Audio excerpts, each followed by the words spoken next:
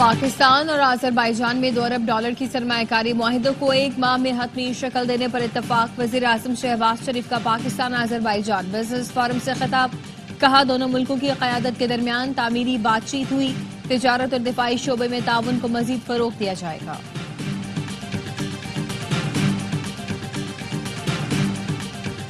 لاہور میں horse and Cattell شو کی رنگا رنگ اختتامی تقریب، army chief general Syed Asim Munir, وزیر اعلیٰ پنجاب مریم نواز کی شرکت۔ 16 روزہ ہارس اینڈ کیٹل شو میں 20 بڑے ایونٹس ہوئے، شہری نیزہ بازی، تیر اندازی، پولو اور گھوڑ سواری کے سنسنی خیز مقابلوں سے لطف اندوز ہوئے، فنکاروں کی شاندار پرفارمنس۔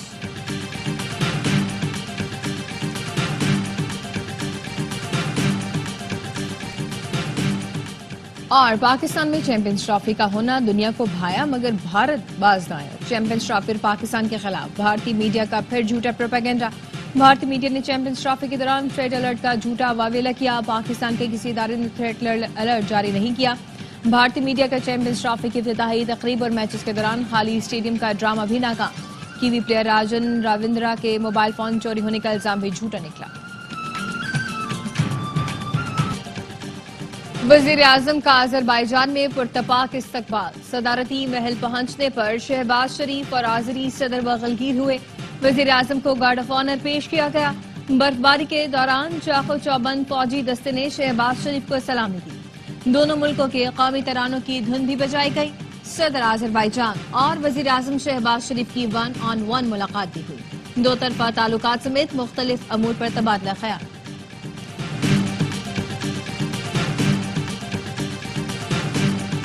مصطفیٰ عامر قتل کیس میں گرفتار ساحر حسن کی تفتیشی رپورٹ ARY نیوز نے حاصل کر لی۔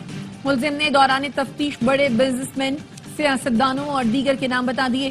ساحر حسن نے بتایا منشیات کی آن لائن رقم والد ساجد کے مینیجر کے اکاؤنٹ میں منگواتا تھا۔ ساحر حسن کا 1 روزہ جسمانی ریمانڈ منظور۔ ملزم ارمغان کے گھر سے اسرائیلی رائفل بھی ملی۔ تفتیشی ذرائع کا کہنا ہے کروڑوں روپے مالیت کے ہتھیاروں کے لائسنس تاحال پیش نہ کیے جا سکے۔ انسداد منشیات عدالت نے گرفتار ملزم ارمغان کی ناقابل ضمانت وارنٹ جاری کر دیے۔ مقتول مصطفیٰ عامر کے بھی وارنٹ جاری، 27 فروری کو پیش کرنے کا حکم۔ تفتیشی افسر عدالت کو قتل سے متعلق آگاہ کریں گے۔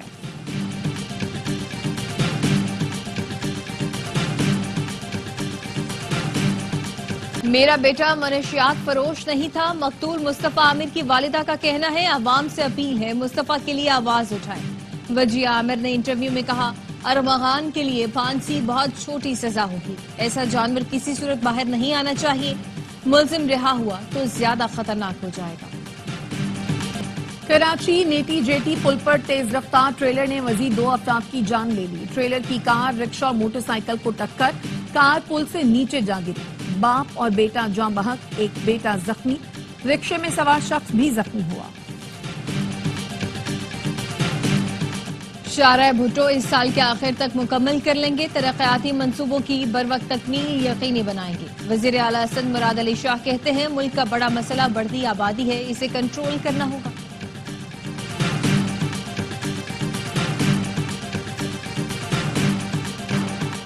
کیا سابق وزیر اعظم نے 9 مئی کے واقعات کی مذمت کی؟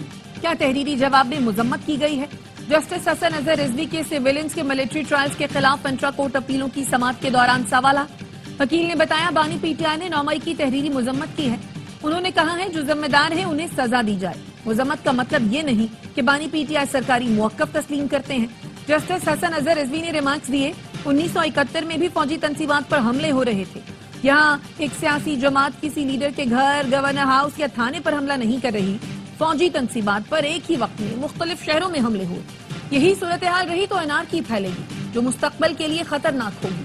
ایک کہاوت ہے جس کے ہاتھ میں ہتھوڑی ہو اسے ہر چیز کیل نظر آتی ہے۔ جسٹس امین الدین نے کہا ملٹری کو پارلیمنٹ کے قانون کے ذریعے یہ اختیار ملا ہے۔ جسٹس محمد علی مظہر بولے کسی قانون کو آئینی تناظر میں پرکھتے ہیں، منفی یا مثبت کی بنیاد پر نہیں۔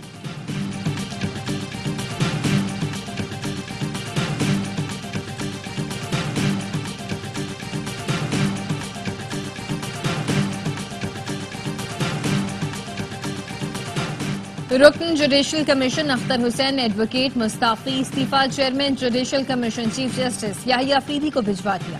اختر حسین نے غیر رسمی گفتگو میں کہا کہ ججز سینیارٹی اور تبادلوں پر پاکستان بار کے موقف سے متفق نہیں تھا، اس لیے مستعفی ہونا مناسب سمجھا۔ جوڈیشل کمیشن کے نئے ممبر کے لیے پاکستان بار کونسل نے بدھ کو اجلاس بلا لیا۔ ذرائع کا کہنا ہے کہ جوڈیشل کمیشن کے لیے سینئر وکیل احسن گون کو نامزد کیے جانے کا امکان ہے۔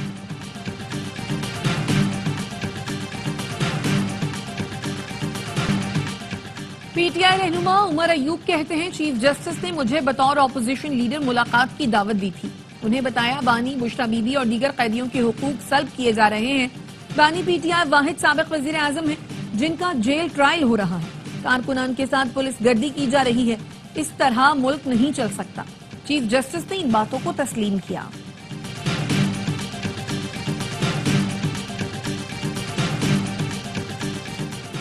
ججوں نے مشکل حالات میں بھی انصاف کا علم بلند رکھا ہے۔ چیف جسٹس آف پاکستان یحییٰ افریدی کا کہنا ہے کہ ججز کی حوصلہ افزائی، مسائل کے حل کے لیے کوششیں جاری رکھوں گا۔ چیف جسٹس کا ڈیرہ اسماعیل خان کا دورہ، جوڈیشل کمپلیکس میں کرمنل مینجمنٹ سیل کا افتتاح کیا۔ چیف جسٹس نے سینٹرل جیل میں قیدیوں کی شکایات اور عدالتی امور کا جائزہ بھی لیا۔ اس کی نسبت جنوری 2025 میں آئی ٹی سیکٹر برآمدات میں 18% اضافہ۔ اسٹیٹ بینک رپورٹ کے مطابق جنوری میں آئی ٹی سیکٹر کی برآمدات 31 کروڑ 30 لاکھ ڈالر رہیں، جبکہ جنوری 2024 میں آئی ٹی سیکٹر کی برآمدات 26.5 کروڑ ڈالر تھی۔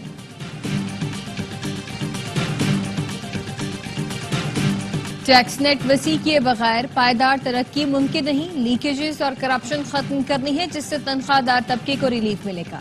ٹیکس اصلاحات لا رہے ہیں، پیچھے نہیں ہٹیں گے۔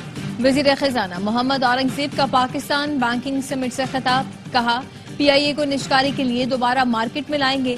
حکومت نجی شعبے کی ہر ممکن حوصلہ افزائی کر رہی ہے، برآمدات پر مبنی ترقی کو فروغ دینا ہوگا۔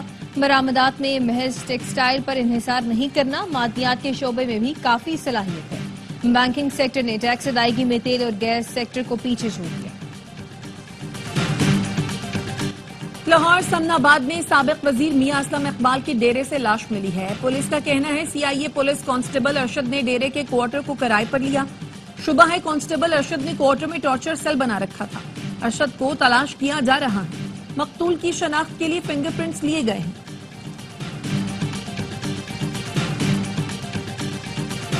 آئی سی سی چیمپئنز ٹرافی راولپنڈی میں بنگلہ دیش نے نیوزی لینڈ کو جیت کے لیے 237 رنز کا ٹارگٹ دے دیا۔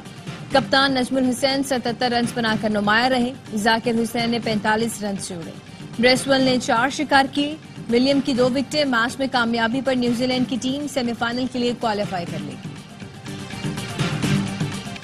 کرکٹ کا سب سے بڑا شو ہر لمحہ پرجوش، آج مہمان بنیں گی اداکارہ سونیا حسین، وسیم بادامی کریں گے معصومانہ سوالات، باسط علی اور کامران اکمل کے جاندار تجزیے اور تبصرے، عادی اور مصطفیٰ چودھری لائیں گے ہنسی کا طوفان۔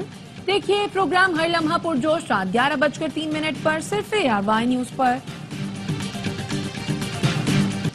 اسلام آباد ایئرپورٹ کا نام بے نظیر بھٹو انٹرنیشنل ایئرپورٹ رکھا جائے، گورنر کے پی نے صدر اور وزیر اعظم کو خط لکھ دیا، کہا 21 جون 2008 کو وزیر اعظم نے ایئرپورٹ کا نام بے نظیر بھٹو ایئرپورٹ رکھنے کا اعلان کیا تھا۔ مقصد ملک و قوم کے لیے جان کا نذرانہ دینے پر بے نظیر بھٹو کو خراج عقیدت پیش کرنا تھا۔ عوام کے مطالبے پر درخواست کرتا ہوں متعلقہ حکام کو ضروری ہدایات جاری کی جائے۔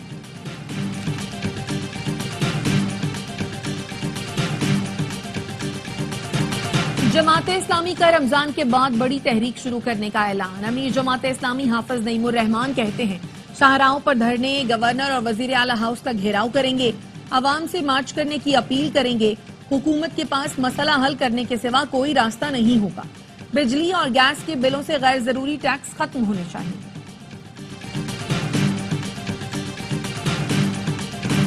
کراچی یونیورسٹی روڈ پر ترقیاتی کام کے دوران پھٹنے والی پانی کی لائن شہریوں کے لیے عذاب بن گئی۔ حسن اسکوائر سے جیل چرنگی جانے والی سڑک تالاب کا منظر پیش کرنے لگی، ٹینکر گڑھوں میں پھنس گئے۔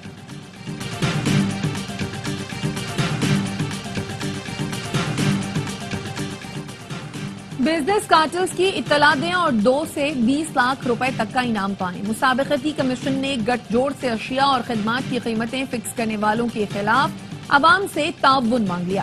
مسابقتی کمیشن کا کہنا ہے سپلائرز کا گٹ جوڑ سے قیمتیں فکس کرنا یا سپلائی کنٹرول کرنا جرم ہے. معلومات دینے والے کا نام خفیہ رکھا جائے گا. بارش اور برفباری کا نیا اسپیل آج شام ملک میں داخل ہوگا. محکمہ موسمیات کے مطابق مغربی ہواؤں کے زیر اثر پنجاب، کے پی اور اسلام آباد میں بارش اور ژالہ باری کا امکان ہے. ملک کے شمالی اور پہاڑی علاقوں میں گرج چمک کے ساتھ بارش اور برفباری ہوگی. گلگت بلتستان میں کل سے 2 مارچ تک شدید بارشیں اور برفباری متوقع ہے.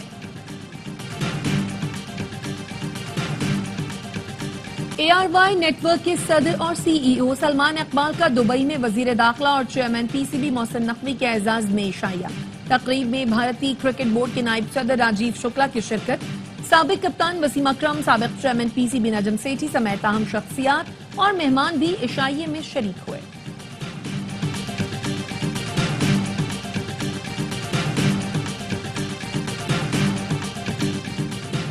سینئر صحافی افضل بٹ ایک بار پھر Pakistan federal union of journalist کے صدر منتخب ہو گئے. PFUJ کے انتخابات کے لیے polling. Arshad Ansari secretary general بن گئے.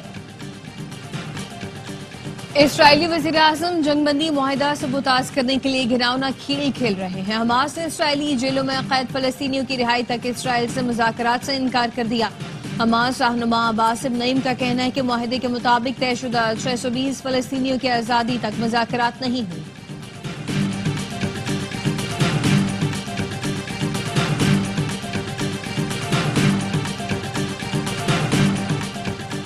پاپ فرانسس کی طبیعت بدستور تشویشناک. ویٹیکن کے مطابق پاپ فرانسس کو سانس لینے میں دشواری ہے، جس کی وجہ سے انہیں آکسیجن دی جا رہی ہے. پاپ فرانسس مستعفی نہیں ہو رہے. اس بارے میں قیاس آرائیاں بے بنیاد ہیں. جرمنی میں جنگ عظیم دوم کے بعد قدامت پسند عام انتخابات جیت گئے. چانسلر اولاف شولز نے شکست تسلیم کر لی. فریڈرک مرز جرمن چانسلر بننے کی پوزیشن میں آ گئے. کہتے ہیں کہ میری ترجیح یورپ کو جلد مضبوط بنانا ہے. امریکی صدر نے کنزرویٹو کی کامیابی کو جرمنی کے لیے بہت اچھا دن قرار دے دیا. کہا جرمنی کے لوگ حکومتی ایجنڈے سے تنگ آ چکے ہیں.